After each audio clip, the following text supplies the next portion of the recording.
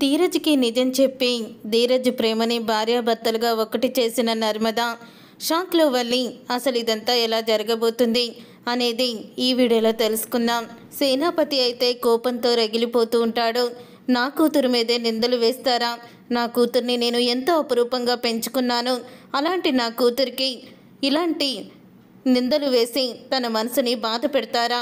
అసలు ఆ రామరాజుని ఏం చెయ్యాలి అంటూ కోపంతో రగిలిపోతూ ఉంటాడు. అప్పుడు ఇక విశ్వాస అయితే అంటూ ఉంటాడు, ఆ రామరాజుకి ఎలా బుద్ధి చెప్పాలో ఆల్రెడీ నేను ప్లాన్ వేసుకున్నాను నాన్న. నీ చెల్లెల్ని లేపకపోతే ఆ రామరాజుని నువ్వేమీ చెయ్యలేకపోయావు.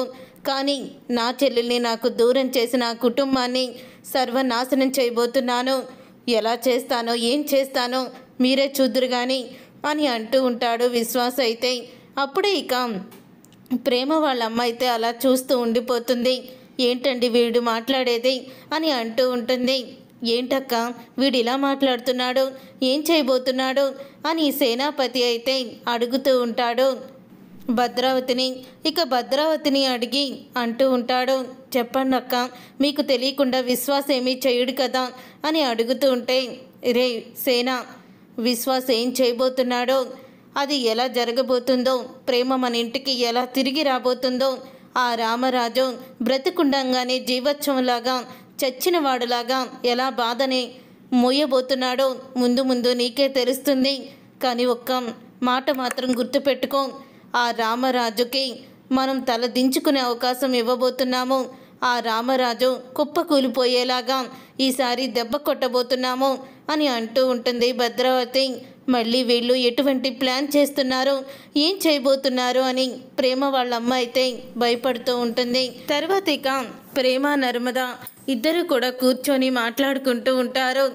ధీరజ్ మాత్రం అందరి ముందు చాలా గొప్పగా చెప్పాడు, మీ ఇద్దరి బంధం ఇంకెప్పటికీ కూడా విడిపోతాం అని నర్మద అయితే ప్రేమతో అంటూ ఉంటుంది.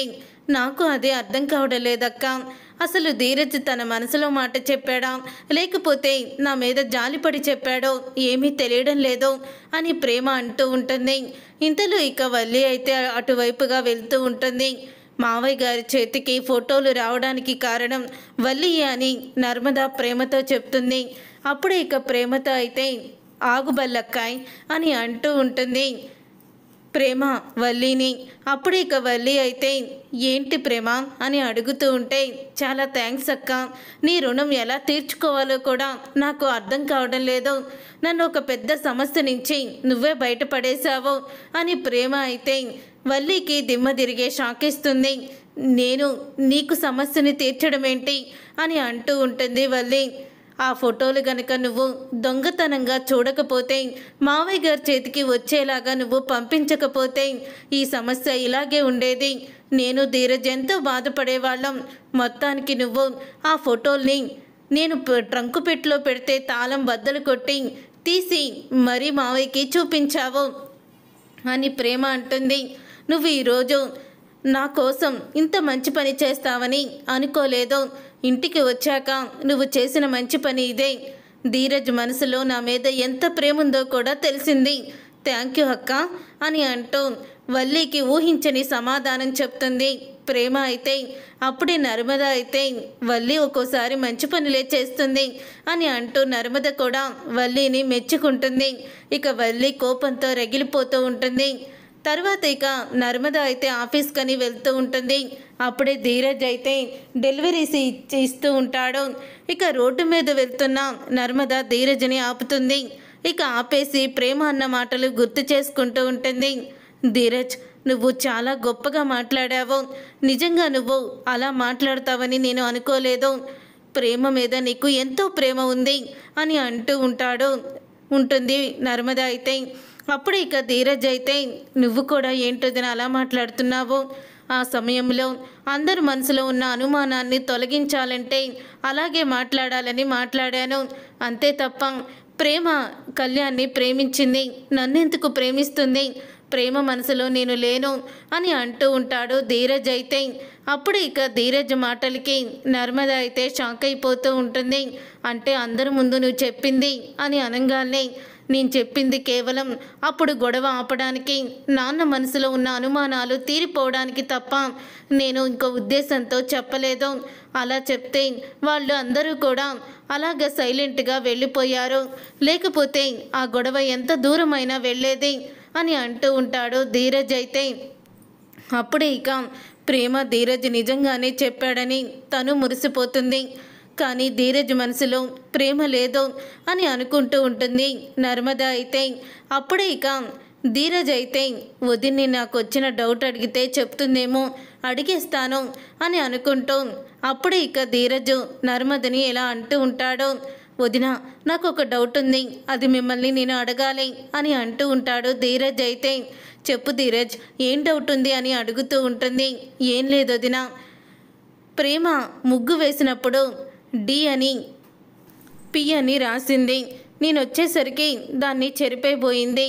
అలాగే ఈరోజు కూడా డి అని రాసింది, ప్రే అని రాసింది. దానికి అర్థం ఏంటో నాకు తెలియలేదు, మీకేమన్నా తెలుసా అని అడుగుతూ ఉంటాడు ధీరజ్. అయితే అప్పుడే ఇక నర్మద అయితే చూడు ధీరజ్, నువ్వు ప్రేమని మనస్ఫూర్తిగా ప్రేమిస్తున్నావా లేదా అని అడుగుతూ ఉంటే, ప్రేమ నన్ను మనస్ఫూర్తిగా ప్రేమించాలి కదొదినా అని అంటూ ఉంటాడు ధీరజ్.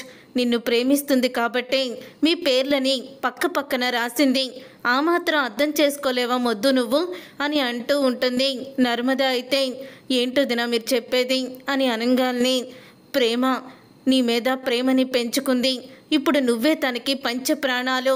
నువ్వు అందరి ముందు చెప్పావే ఆ మాటలు, అవి ప్రేమ మనసులో నుంచి కూడా నీ మీద ఉద్దేశంతో వచ్చే మాటలు కూడా. నువ్వు ఎలాగైతే చెప్పావో దానికి 100 రెట్లు తను నిన్ను ప్రేమిస్తుంది. నువ్వే జీవితం, నువ్వే సర్వస్వం అనుకుంటుంది. ఇప్పటికైనా మీ మధ్య ఉన్న అపార్థాలు, అపోహలు, దూరాన్ని చెరిపేసి భార్యాభర్తలుగా కొత్త జీవితాన్ని మొదలుపెట్టండి ధీరజ్ అని నర్మద అయితే ధీరజ్కి చెప్తుంది.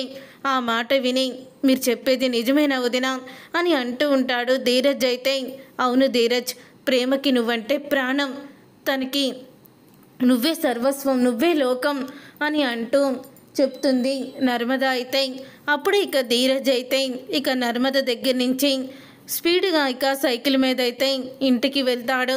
అప్పుడు ఇక ప్రేమ అయితే గోడ మీద రాసుకున్న అక్షరాల్ని చూస్తూ ఎంతో ఆనందపడుతూ ఉంటుంది. రే, నేను ఇంతలా నీకు నా లోన ఉన్న ప్రేమని చెప్తూ ఉన్నా, అర్థం కావడం లేదేంట్రా మొద్దు నీకు అని అంటూ మాట్లాడుతూ ఉంటుంది ఆ పేర్లని చూసి. అప్పుడే ఇక ధీరజ్ అయితే అక్కడికి వెళ్తాడు. ప్రేమ మాటలైతే వింటాడు. విన్నానే అని అంటూ వెనక నుంచి వెళ్ళి ప్రేమని కౌగిలించుకుంటాడు. I love you Prema, I love you. నీ మనసులో నేనున్నానని నాకు ఇప్పుడే అర్థమైంది. ఈ ముద్దబ్బాయికి నీ మనసులో ఉన్న మాట అర్థం కాలేదే అని అంటూ ఉంటాడు ధీరజ్. అయితే అప్పుడే ప్రేమ కూడా ఇక ధీరజ్ని కౌగిలించుకొని ఐ లవ్ యూరా, ఈ మాటని నీకు చెప్పడానికి నాకు నోటి వెంట మాట రాలేదో, నాకు ధైర్యం సరిపోలేదురా అని అంటూ ఉంటుంది ప్రేమ. ఇక ఇద్దరు కూడా ఒకరినొకరు కౌగిలించుకుంటారు. జీవితాంతో నీ చెయ్యి నేను వదిలిపెట్టను ప్రేమ, నువ్వు నా ప్రాణానివి అని ఇద్దరు ఒకరికొకరు ఎంతో ఇష్టంగా వాళ్ళ ప్రేమని ఒకరి మీద ఒకరు చూపించుకుంటూ ఉంటారు. అప్పుడే కిటికీలో నుంచి ధీరజ్ ప్రేమని చూసిన వల్లి అయితే షాక్ అయిపోతూ ఉంటుంది.